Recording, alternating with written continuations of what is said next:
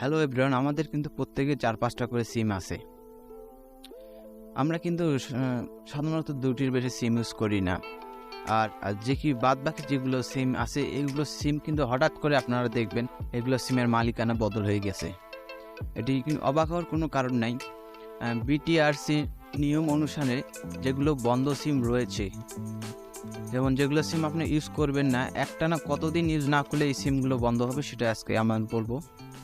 একটানা আপনি যদি 15 মাস যদি সিমটি বন্ধ রাখেন বা 450 দিন যে সিমটি বন্ধ রাখেন, এই সিমটির কিন্তু মালিকানা পরিবর্তন হয়ে যাবে।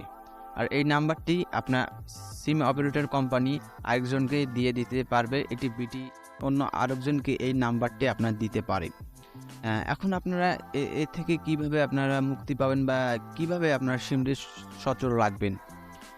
সিমটি সচল রাখতে হলে আপনাদেরকে সিমগুলোকে মাসে 3-4 দিন এইরকম করে ইউজ করতে হবে বা সিমগুলোকে মাঝে মাঝে অন করে রাখতে হবে।